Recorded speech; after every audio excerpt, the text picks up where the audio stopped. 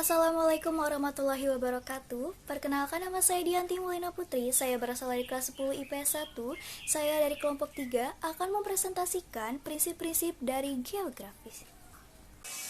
Oke, yang pertama adalah prinsip penyebaran. Prinsip penyebaran merupakan prinsip geografi yang digunakan untuk menelaah gejala dan fenomena yang terjadi di permukaan bumi secara tidak merata dan tidak sama.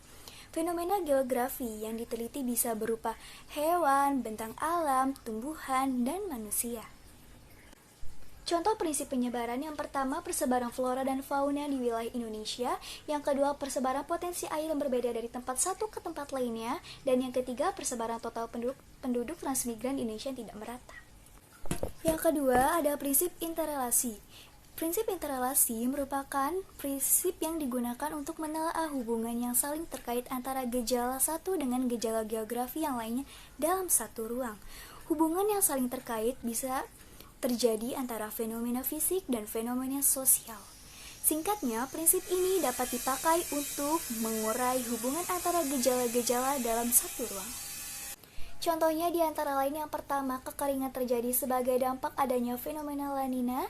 Yang kedua, fenomena banjir yang terjadi akibat penebangan hutan pada wilayah hulu. Yang ketiga, kondisi iklim di Indonesia yang dipengaruhi oleh letak geografis. Yang keempat, penduduk pasir pantai banyak yang menjadi nelayan karena dekat dengan wilayah lautan.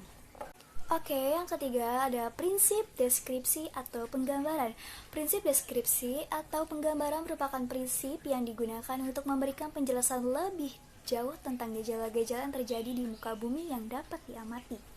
Prinsip deskripsi ini pada intinya memberikan penjelasan yang lebih mendalami mengenai karakteristik yang spesifik pada gejala-gejala geografi. Contoh dari prinsip deskripsi: yang pertama, tabel angka pengangguran di Provinsi Jawa Timur. Yang kedua, grafik peta lempeng tektonik di dunia. Yang ketiga, peta wilayah lautan di kawasan Asia Tenggara. Dan yang keempat, gambar persebaran curah hujan. Oke, yang keempat ada prinsip kronologi atau gabungan. Prinsip kronologi ini bertujuan untuk menelaah fakta, gejala, serta permasalahan yang terjadi di suatu tempat, yang mana semuanya itu ditinjau dari segi persebarannya, interrelasinya, integrasinya, dan interaksinya dalam suatu ruangan tertentu. Prinsip kronologi geografi ini sebagai contohnya: yang pertama, dalam meneliti fenomena hujan. Ya, dari meneliti fenomena tersebut, harus diteliti dulu dari persebaran hujan terjadi di Indonesia.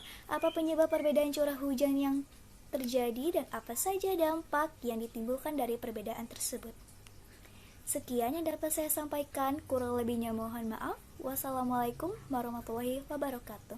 Terima kasih.